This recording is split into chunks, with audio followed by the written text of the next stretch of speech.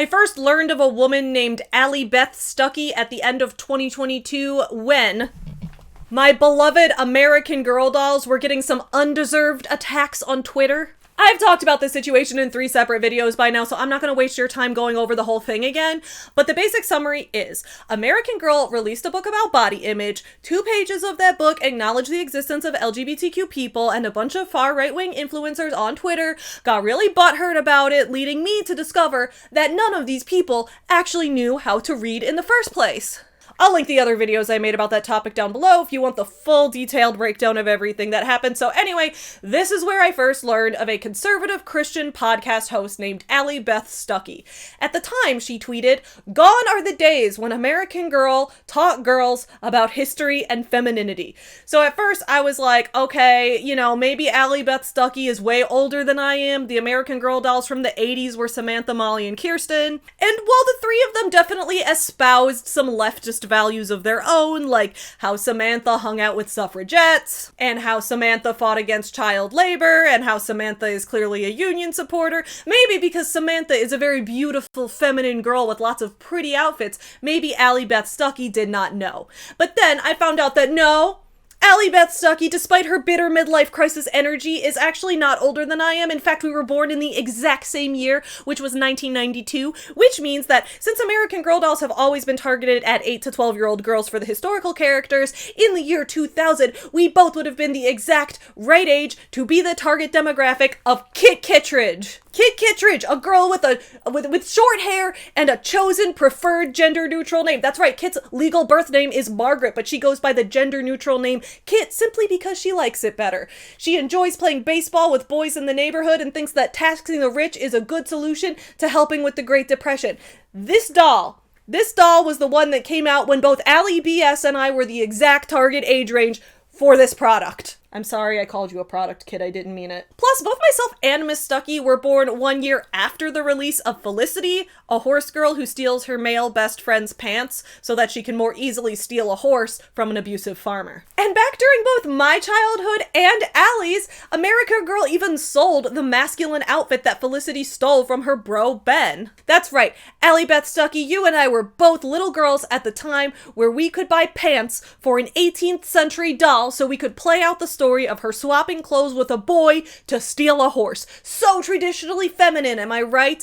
Actually, the only American Girl doll who had Allie's definition of traditional femininity during our childhoods was Josefina, and she wasn't considered an official US citizen at the time her books took place, and based on things that I've heard Alli Beth Stucky say about immigration, I'm not quite sure she would have liked Josefina either. You know, even though Josefina was born on the eventual US land she lived on, I just don't trust Allie on this one. And that's not even getting into Addie. I don't think Allie BS has advanced enough reading comprehension skills to handle Addie's collection, which began releasing when Miss Stuckey and I were both 1-year-old babies. I really want to ask Allie one question. When were the supposed days when American Girl promoted traditionally feminine and conservative values? But I never got to ask Allie this question, and looking back, that's probably for the best because, as it turns out, Alli Beth Stucky is not just misremembering a beloved toy from her childhood, clouded by the brilliant waves of nostalgia. No, Alli Beth Stucky is, in fact, a liar.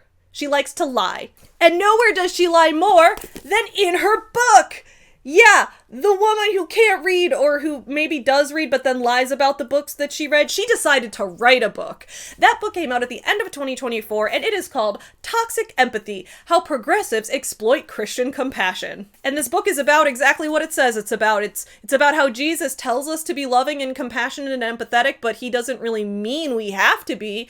What Jesus means, Allie posits, is that we need to show what she calls kindness. And to her, kindness means putting a person's biblical role above everything else. In fact, it is truly kind, Allie argues. It is the best way of all to show empathy and compassion as Christians if we are to be mean to people who deserve it, because that will motivate them to behave in the way that God wants, which will lead to their salvation, which is actually the kindest thing that we can do for them. She lays this out pretty clearly in her introduction. I've found myself compelled by toxic empathy arguments on each of these issues at different points in my life. Like you, I want to be kind, and any accusation that I may lack empathy hurts. I've always had a heart for the underdog. I hate bullies. Not sure I believe that. I don't like bullies. Because of that, I've had the propensity to be persuaded by emotional arguments from people claiming to be champions of the downcast. But as I've learned more about these subjects, I've realized how vital it is to push past superficial, feelings-based arguments and to pursue what is good, right, and true. Christians are called to love, not just empathy. While empathy may help us love, it is not love itself. Empathy feels pain, but love always rejoices with the truth. We must seek and speak the truth in love because God is love and is the source of truth, and we can only embody this truth and love dichotomy to which we're commanded by defining both truth and love as He defines them. We look to His word, not our feelings, as our guide of all things, including the hot-button cultural and political issues of our day. Yeah, so in other words, she wrote an entire book about how Jesus gave her personal permission to be a bitch. There he is! And also how, as followers of Christ, we all should be mean because that's what Jesus wants. This is the same woman who could not comprehend the progressive themes in Meet Kit or Meet Samantha or Meet Felicity. Now she's trying to put forth her own interpretation of the Bible. A version where Jesus isn't a woke leftist and in fact agrees that we should bully woke leftists into behaving the way that Allie wants. I'm sorry about this one, y'all. I promise we're gonna review more good books, but today we need to break down some top-tier rage bait. Okay, let's do it. Get you some nuts. Yeah, you effing. Up yours, woke moralist. We'll see who cancels who. Hey everyone, I'm Savvy and welcome back to my channel, Savvy Writes Books. On this channel, I do book reviews, commentary videos, video essays about media analysis, and more stuff like that. So if you're interested, please don't forget to hit the subscribe button. Before we get into the video, I want to thank my Patreon supporters whose names are up on the screen. If you check the description below, you'll see Patreon supporters who contribute $5 a month and up, who can have their own stuff linked in the description below. So they've linked some social media pages, their own YouTube channels, their Etsy shops, lots of great things like that, so don't forget to check that out as well. And if you are interested in getting behind the scenes blog posts, reflections on writer events and things that I do, writing advice posts, other types of bonus content, then please don't forget to check out the Patreon page, which is linked below. If you want to become active in this community and our discussions outside of these videos, but not on Patreon, then you can also look into joining the subreddit that I recently created, r/Savvy Writes Books, which is linked below as well. Today, we're going to be doing a pretty intense book review, but as I've said, more fun, lighthearted reviews of books that I love are coming soon. In the meantime, I'm excited to do so much more reading this summer, especially listening to audiobooks while I enjoy the beautiful weather outside. How do I listen to these audiobooks, you may wonder? With the help of today's sponsor. Today's video is sponsored by Raycon, creator of the everyday earbuds that I use when I'm out on a walk listening to audiobooks, some of which I'll end up reviewing on this channel, some of which I'll be reading just for fun. After a cold winter inside in the Midwest, I'm so happy that the weather's warming up. Summer is a time for being outside, and Raycon's everyday earbuds are the perfect summer accessory whether you're taking a work call outside, taking a long walk with your dog, or listening to some tunes while you're grilling for a family barbecue. These earbuds are great for listening to music, audiobooks, podcasts, and more, specifically while you're outside, because they come with an active noise cancellation feature, meaning you can block out the sounds around you and focus on the sounds of your favorite book in your ears. Raycon's everyday earbuds also come in a variety of colors, many of which are so fun for the summer, like this pair of blush violet earbuds that I love carrying with me on long walks. With 32-hour battery life, I pretty much never have to worry about my earbuds losing power while I'm in the middle of enjoying a nice day with a good book. If you're interested in trying Raycon for yourself, please head to the link in my description below, buyraycon.com/savvy. When you use my link, you'll get 15% off of your order of everyday earbuds. So if you'd like to try out Raycon, check out the link in my description box or head to buyraycon.com/savvy and use my link to get 15% off on their best-selling everyday earbuds. Thank you to Raycon for sponsoring this video and for providing me with my favorite earbuds for listening to tons of audiobooks. Now, let's get back to this week's book review. Now, back to Alli Beth Stucky, or as I have been calling her, Allie BS. In the introduction, Allie gives us a few important, world-shaking stories that clearly impact everyone and not just her personally. For example, she talks about how we don't need to be nice to trans people, and she knows this because one time she got an email from a detransitioner who said that she enjoyed Allie's podcast. From that, Allie learned that trans people are not important because they can just detransition and listen to her podcast, and that's what really matters. I have the privilege of writing and speaking for a living. Oh, hey, me too. I also have that. On my podcast, Relatable, where I analyze culture and politics through a biblical lens, I often hear from readers and listeners who tell me God used something said on the show to change their mind. Okay, that's a nice ego. One of these listeners is Daisy Strongen, a young woman who as a teen began identifying as a man. At 18, she started on testosterone. She underwent the double mastectomy at age 20. She soon realized that her dramatic transformation didn't give her the satisfaction and confidence for which she longed. By 2021, she detransitioned and become a Christian. In 2023, she messaged me on Instagram and told me Relatable played a major role in her acceptance of her God-given gender. Well, Alli BS, as you know, the plural of anecdote is not data. You found one detransitioner who said this. I also don't think Alli BS is being intellectually honest here, and my reason for that is this person got all these medical treatments done after age 18, which as Americans with freedom, we're supposed to have the right to do. Now, if Allie had been like consistent ideologically, maybe I would have given her some benefit of the doubt. For example, like if she also included a story of like a young man who joined the military at 18 and ended up dying in battle, which also permanently mutilated his body. And then if she concluded from this that the military industrial complex is just as much of a problem as what she calls woke leftist rhetoric, if not more, then I would hear her out. I still wouldn't agree with her, but at least I would think she's trying to be intellectually honest, right? But she doesn't actually care about those things if they don't fit her agenda, so we can't really take her that seriously to begin with. But my point is, this was an adult making choices of what to do with her own body. Just because there's a small chance you might later regret doing something to your body as an adult doesn't mean you shouldn't be allowed to do it at all.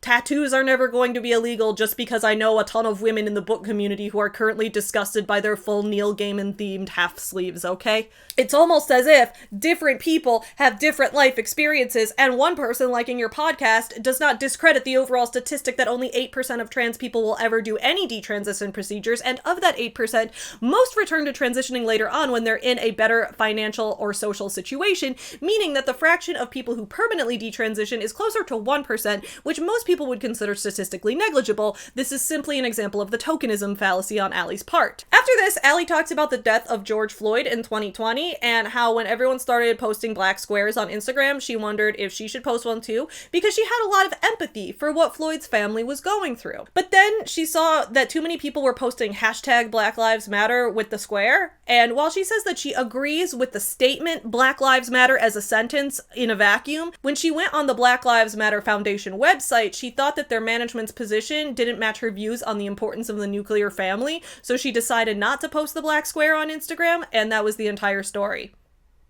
I'm serious. I'm glad Allie said we don't need to be empathetic, because I'll be the first one to say it. Girl, no one cares. That story was extremely stupid and self-centered, and nobody's better for having heard it. I do not give a single shit what you chose to post on your Instagram. She then talks about how everyone started fighting against racism after this, even Christians, and how she thought it was so weird that Christian pastors were agreeing that racism is bad and police brutality disproportionately affects black people. So not only are woke left atheists wrong, but also other Christians who aren't Allie are also wrong because she's the only one who truly knows what Jesus wants because she got Jesus's special permission to be a bitch. And if other Christians disagree with her, it's because the woke leftist establishment has brainwashed them to think this, not because there's maybe perhaps more than one interpretation to the Bible. So the introduction just goes on for a really long time, and then we finally get to chapter 1, in which Allie tells us that she is going to debunk the leftist lie that abortion is healthcare. But don't worry, fellow women. If you were going to ask, well, what about pregnancies that are high risk where the fetus isn't viable anyway and basically guaranteed to be a stillborn? That's actually the very first example she uses. She tells us the story of a woman who wanted to abort a child at 20 weeks because she learned that the skull was deformed in a way that could not sustain the baby's life outside the womb, and instant infant mortality for this child was 100% guaranteed, which actually did end up happening because when the child was born, the child died just 4 hours after birth. However, Allie argues the fact that this woman couldn't access an abortion in Texas because abortion wasn't available for her, that was actually a good thing, because at 20 weeks, the non-viable fetus could still feel some pain. And I guess a grieving pregnant woman should be forced to go through excruciating, life-threatening pain, definitely resulting in the child's death anyway, because otherwise her child would have had to feel just as much pain, but slightly sooner, and because only God decides when we get to die. Now, if you were going to ask, what about cops who murder people? Aren't they also deciding who gets to die? At least Allie is, like, ideologically consistent-ish. She's, like, consistent enough to agree that Derek Chauvin was a murderer. Don't forget, she just didn't think the Black Lives Matter organization's leadership had the right views on the nuclear family, which is a deal breaker when it comes to the very serious topic of Instagram posts.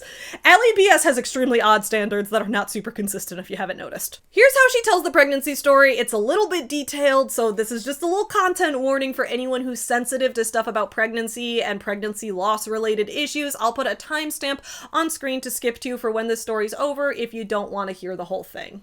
Hale Cassiano was born in an East Texas hospital on March 29th, 2023, weighing just 3 pounds. She lived for only 4 hours, taking her last breath wrapped in the arms of her father, Luis.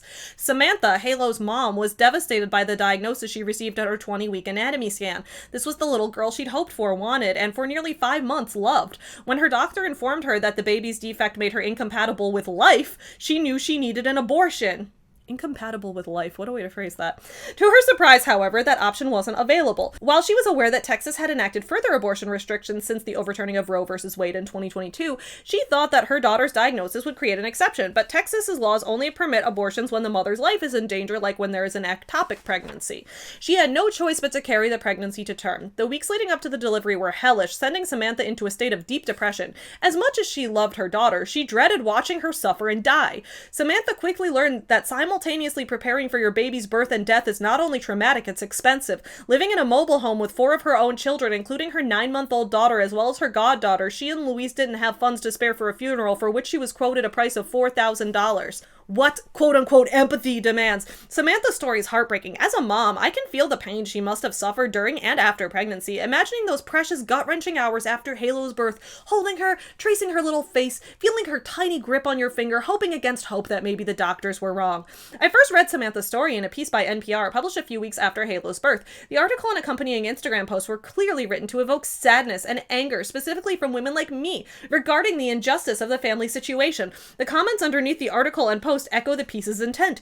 That she was forced to carry the pregnancy post-diagnosis, forced to give birth, and forced to pay for a funeral, we read, is the unfair and cruel consequence of abortion restrictions in the overturning of Roe. The fact is, abortion purposely kills an innocent person. In Samantha's story, that person would have been Hale. Where's the compassion, the empathy for her? She was a living human being. Did her diagnosis justify an abortion? At 20 weeks gestation, the baby would have been small, about the size of a banana, but fully formed. She would have been aborted using one of 2 methods, an aspiration abortion or a dilation and extraction DNX procedure. To ensure fetal demise, as the abortion industry describes it, the baby is killed by the abortionist inserting a needle, using the same poisonous chemical combination used in lethal injection for convicted murderers on death row, through the mother's abdomen, into the uterus and amniotic sac, and if the baby stops wiggling long enough, the abortionist injects the poison directly into her heart. The baby is developed enough to see, hear, and depending on her age, feel the pain of the abortion. While the existence of flinching, crying, and screaming by the child being aborted has been debated by doctors, I don't think we will ever know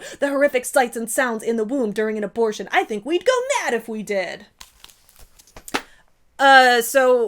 From this vile story, we know what Allie's answer to the trolley problem would be. Let's say, tied to one track are 5 people, and on the other track is one person who's already swallowed a cyanide capsule and is guaranteed to be done within 10 minutes. The trolley is currently moving, and it's coming right at the 5 people who haven't swallowed a cyanide capsule, who are currently tied to the tracks, and Allie could easily pull the lever and redirect the trolley to instead kill one person who's already in the process of dying, who is currently shouting, "Hey Allie, can you pull the lever over there? Because I'm currently foaming at the mouth, dying of cyanide poisoning. I've only got 3 more minutes to live, and there's only one of me, so you could save those 5 people instead."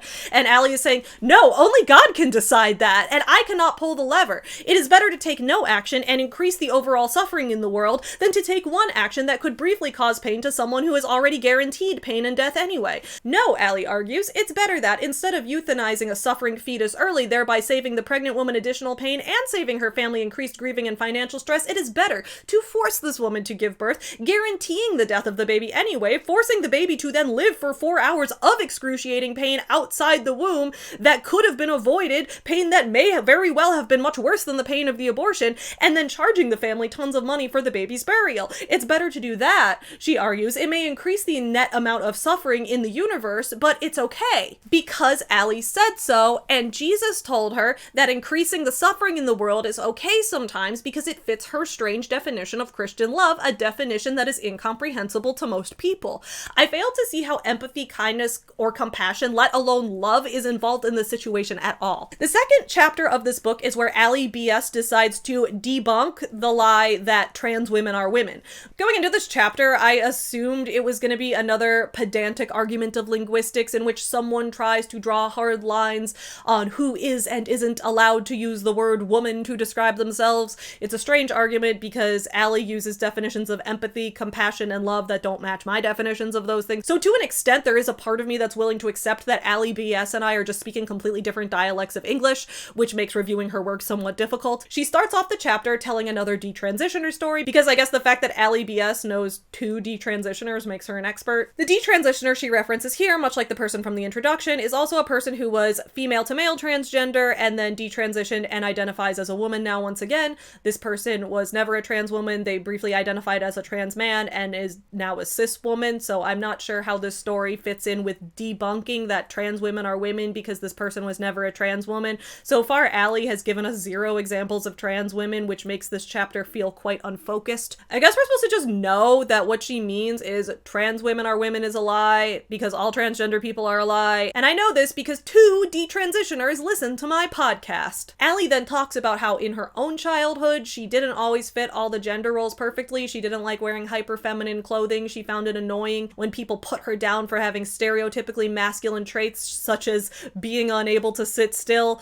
I can kind of see why Allie's forgotten about Kit the American Girl doll. This seems to be a time in her childhood that she doesn't like looking back on. But Allie concludes, despite having some masculine traits, she never was infected by the woke transgender mind virus and never once questioned her gender. And that's not because she didn't experience gender dysphoria, because she's just not a transgender person. She didn't experience that medically recognized phenomenon. She concludes that it is instead because she had a good Christian education that prevented that from happening. On page 40, she explains it like this. I never questioned my gender. I loved being a girl growing up, even while liking some traditionally boyish things, and I never felt discomfort in my body. I still love being a woman today, and thank the Lord, all the characteristics that made me unsure or insecure growing up are now strengths I utilize and benefit from daily. There wasn't a magical moment for me coming to terms with the traits God gave me. I matured in my faith in college, found ways to glorify him through work that suited my strengths, later met a man who loved and still loves that I am strong-willed, and became a wife and mom whose concern is how to honor Christ, not how to fit into superficial definitions of femininity. I can't help but wonder, if I hadn't had such a solid Christian community, or if I'd been inundated at school through friends or by social media influencers with the kinds of ideas we see today about gender, would I have developed into the woman I am now? I don't know, Allie. If you were born with wheels, would you be a bike? What the fuck kind of question is that? Allie, this is a completely different topic than what the rest of us were discussing. None of us were talking about young girls who like some traditionally masculine things but feel no discomfort at all with being female, who then grow up to be women who are perfectly happy being women and never want to be anything else. Believe it or not, Allie, trans people weren't actually talking about you. You were never part of this discussion, despite seeming to think you're the main character of the universe. This is always a thing I see anti-trans people saying. I'm not trans, and I've never questioned if I was trans, and no one's ever made me think I was trans, and I have absolutely no idea what dysphoria would actually feel like. But sometimes I wonder, if I'd grown up without as much Jesus in my life, if I'd grown up around more radical leftists, would I have maybe become trans? Would the leftists have brainwashed me into becoming someone that I was never meant to be? No, Alli BS, that would not have happened. That wouldn't have happened. No, it wouldn't have happened. As much as we can say what would happen in an alternate universe, I feel pretty confident saying this wouldn't have happened because there are plenty of people who grew up with a conservative Christian education who still grew up to be trans. And then there are other people who grew up in a more progressive LGBTQ affirming environment who are still not trans and also never questioned if they were.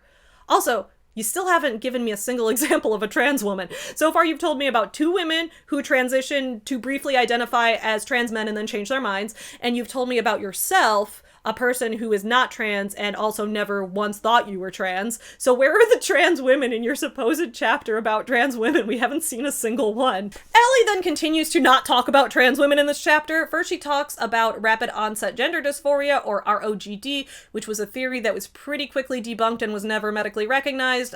Check out my video debunking Matt Walsh's book, What is a Woman, which I'll link in the description below, or my video reviewing Ben Shapiro's book, The Authoritarian Moment, which is also linked below. In both course of these videos, I give a thorough debunking of ROGD, including the faulty scientific methods used to gather the initial data for the study, and then the reasons Brown University eventually pulled the study due to researcher Lisa Littman's refusal to engage with scientifically sound methods. But despite this theory being long debunked and never being medically recognized during the brief period when people were taking the study seriously before its problems were exposed, a lot of political influencers still to this day like to point to this study as if it matters, which actually kind of makes sense when you consider the crossover they have with anti-vaxxers. I guess at least they're consistent when it comes to citing failed and long debunked studies that support their specific point that isn't true. Then Alli BS talks about John Money. I won't get too deep into John Money because once again, in my review of Matt Walsh's book, What is a Woman, linked below, I already dove deep into John Money, but here's a brief overview of what she's talking about and what conservatives bring up John Money to talk about for the sake of this video and some context. John Money was a fucking weirdo who liked to experiment on human children. He's best known for taking a baby boy with a botched circumcision, removing his genitals, and giving him estrogen and telling his parents to raise him female instead of raising him as a boy with no penis. The boy then grew up, learned the truth, and was like, no wonder, I've always felt wrong as a girl. He then took testosterone and tried to undo the damage John Money did to him, but ultimately ended his own life instead. The takeaway that people like Matt Walsh and Alli BS take from the story is that because John Money considered himself an early transgender researcher, and because his experiments were so harmful to children, that we should discredit all trans people. I cannot fathom why anti-trans people use John Money as an example in these discussions. First, because most LGBTQ people and allies to queer people already hate John Money. We're already with you on this one. John Money sucks. None of us ever use him to prove our points because we all agree that he's wrong. Second, because John Money's failed experiment actually proves trans people's point. John Money claimed we could define a person's gender solely by their genitals, and if this boy's genitals were removed and he was raised female, he would naturally become a woman. And as it turned out, even without a penis, even with estrogen injections helping him to develop female characteristics, this boy still had an inherent sense that he was meant to be male. Which is, you know, what trans people have. They have an inherent sense of what they're meant to be and feel better after they get the treatments, and they feel wrong when they have the wrong thing, like this boy just did it in reverse. Third, because we can all agree that experimenting on children is bad, and because there's a huge difference between a creepy mad scientist forcing genital experimentation on babies than there is with a grown adult giving informed consent to a doctor to have procedure done.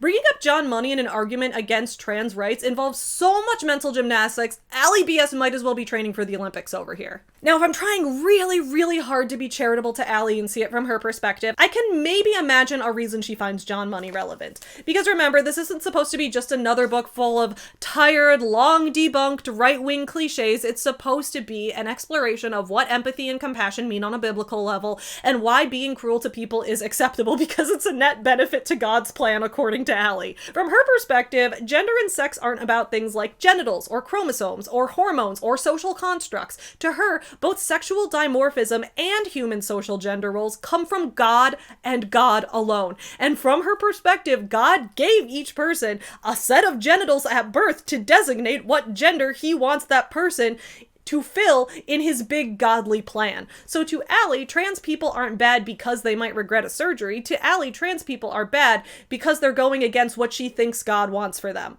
And to her, showing them true empathy and compassion would mean discouraging them from transitioning, because then they'll be living what she defines as a more godly life, and then that will be better for them in the long run, she claims. Living in accordance with her personal interpretation of the Bible will always make you happier in the end, Alli says, because she has the one true interpretation of the Bible. I'm not sure what Alli's opinion on intersex people would be. Most transphobic Christian conservatives just say that intersex people are statistically negligible, which, I mean, if you think the number of intersex people is statistically negligible, you'd also have to admit that trans people in general are statistically negligible, as are detransitioners, both of which are a much smaller percentage of the population than intersex people are. But again, I've since learned to stop expecting ideological consistency from bullies. Allie eventually does bring up trans women later in this chapter, but only to talk about why trans women are bad because they might make cis women feel intimidated if they're competing against them in sports. On page 55, when talking about a failed cyclist named Hannah Arnsman, she says, Hannah spoke of how terrified she was to have an over 6-foot-tall man run into her during a woman's cycling competition. She quit the sport because she recognized she physically couldn't outcycle a male competitor no matter how hard she trained. I'm gonna be real, Hannah, that sounds like a skill issue. First of all, being over 6 feet tall is not a quality that is exclusive to men or to people assigned male at birth. Cisgender women can also be over 6 feet tall. Some cisgender women over 6 feet tall have even given birth.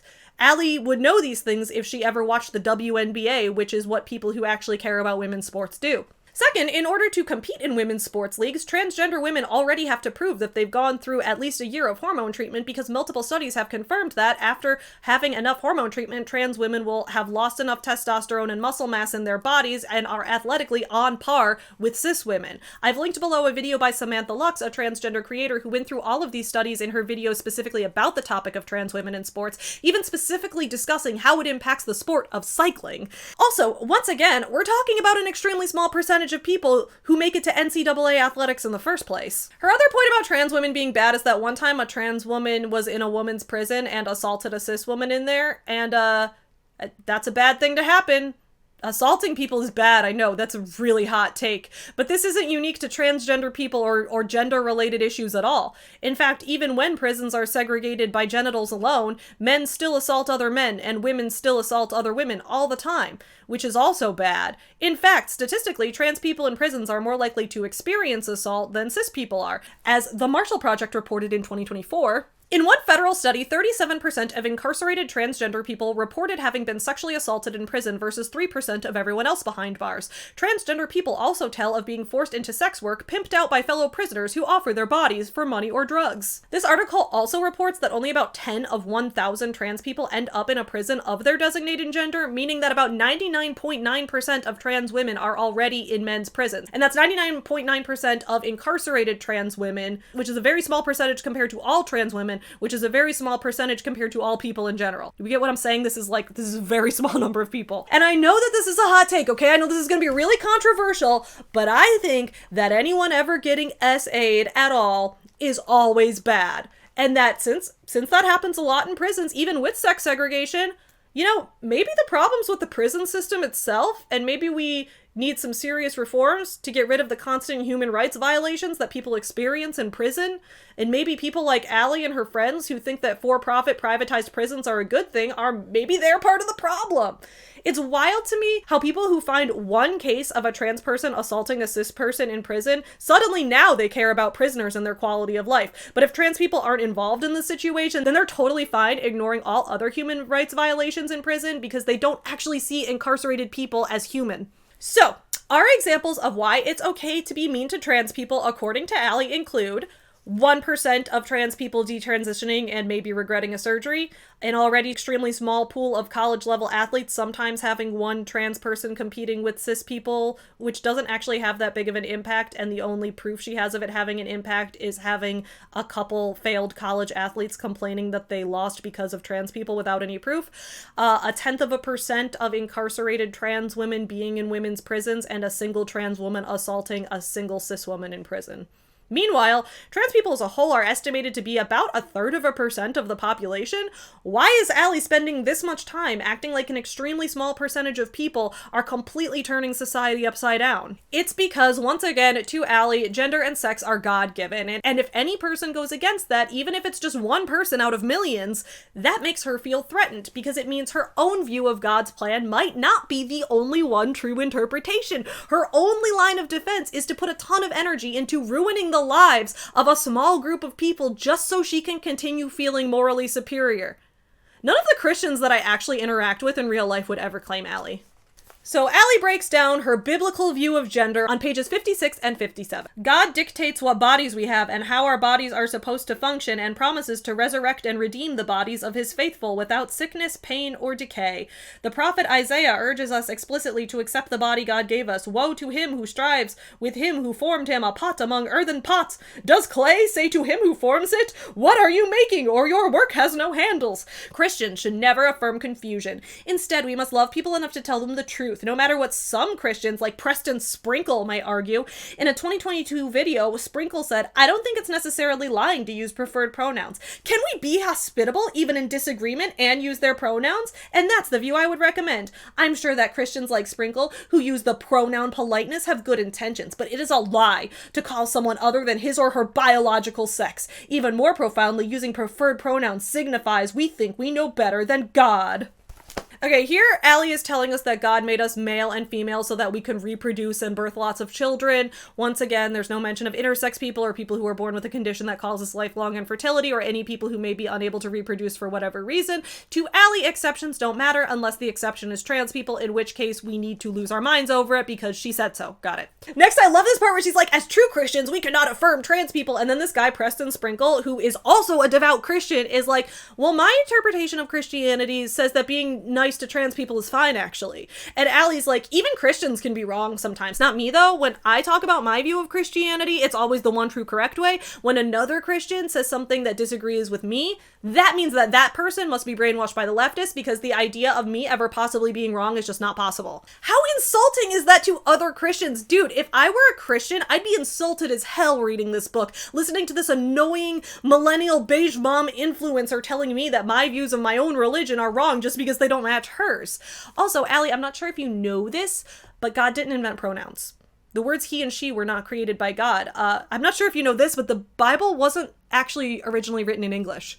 And part of the reason that theological scholars still have disagreements about how to interpret the Bible could come down to differences in translation, because there's no such thing as an exact, perfect, direct translation, especially when you're traversing thousands of years and multiple changes in linguistic traditions. Also, I don't even understand how lying factors into this at all. We can all agree that lying is a sin. Actually, my biggest autistic trait is the fact that I can't lie easily, and lying makes me incredibly uncomfortable. You'd be shocked and appalled to hear some of the awful situations I've gotten myself into just because I'm so bad at lying and I hate it so much.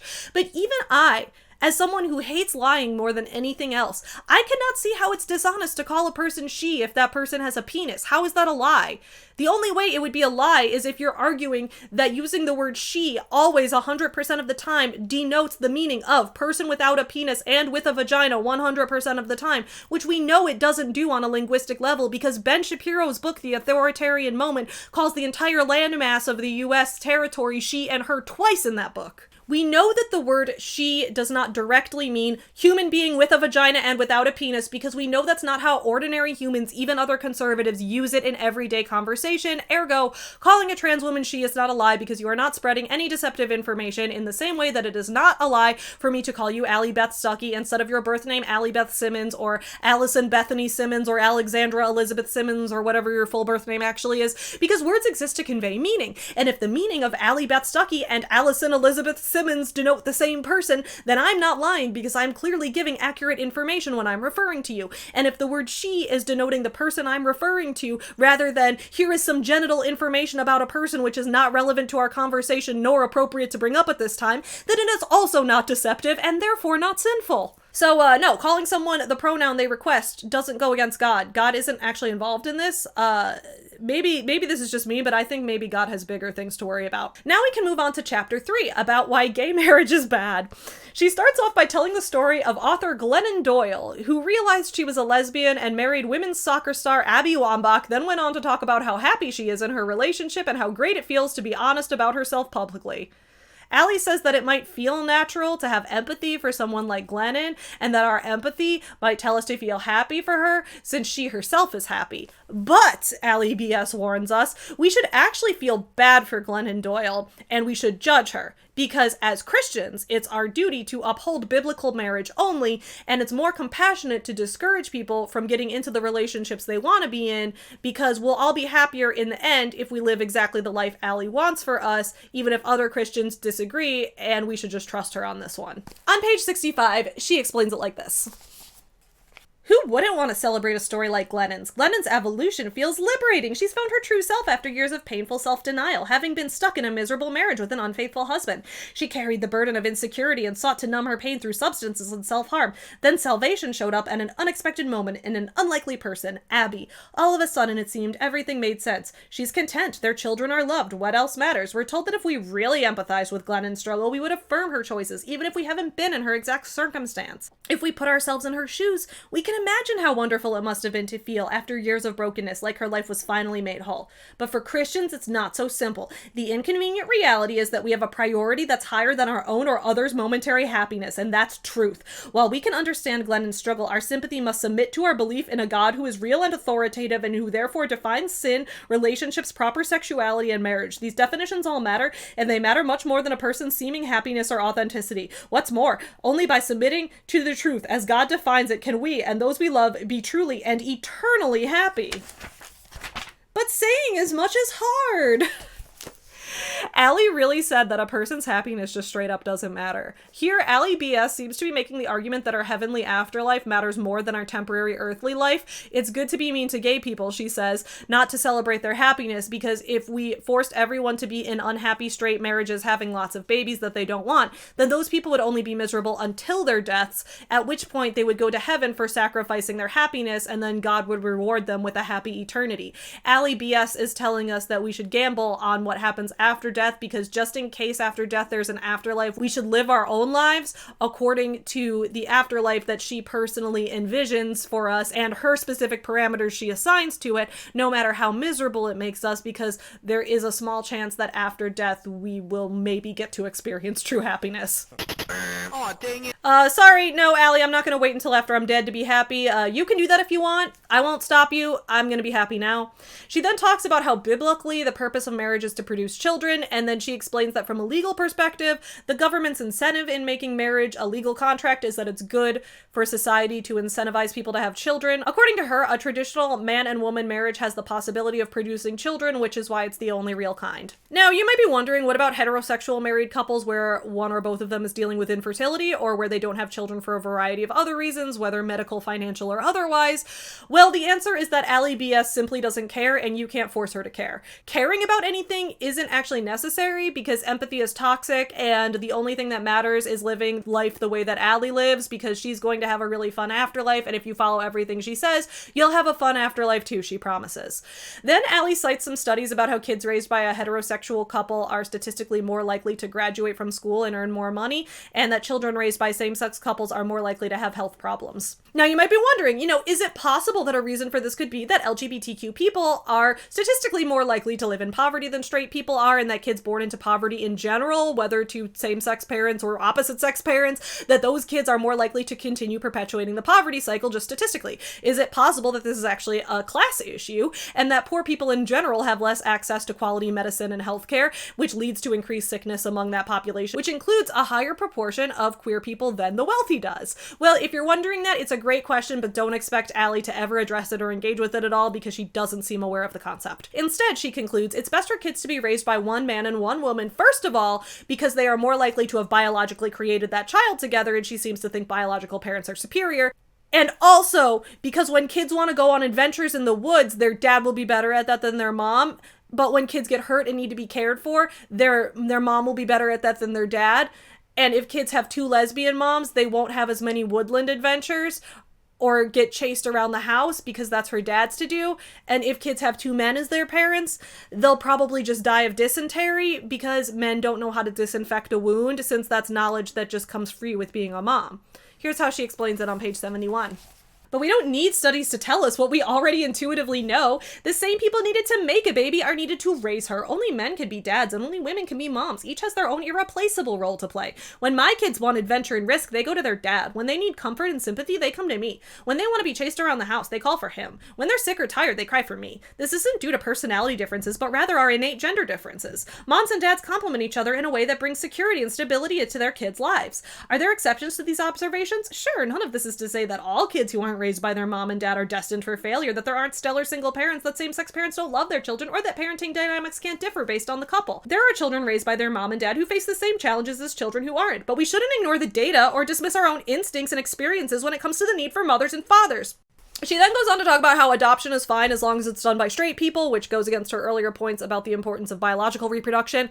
Then she talks about how she once had a guy on her podcast who was raised by lesbians but always felt sad that he didn't have a father figure. Cool story. I guess he would have rather kept one of his moms and swapped the other one out for a man, and instead of being raised by two loving parents would rather be raised by one random guy and a woman who's miserable being married to him but pretends to be happy because she's hoping the afterlife will be better. I guess that would be a better situation. To be clear, I'm not trying to discount this man's desire for a father figure. In fact, I think children having multiple different types of adult role models in their lives is a good thing. It's one reason I disagree with Allie's view that only the nuclear family matters, because if you have an extended family raising a child, a greater diversity of experiences will help shape that child's worldview, and they'll have more adult role models. Now, what about single parents, you might be asking? Allie says that she has empathy for single parents, but that she also doesn't believe in premarital sex at all, and that sex should only happen in a married couple who wants to conceive children. What happens if one parent dies after the child is already born? I don't know. She never addresses it. They're just doomed, I guess.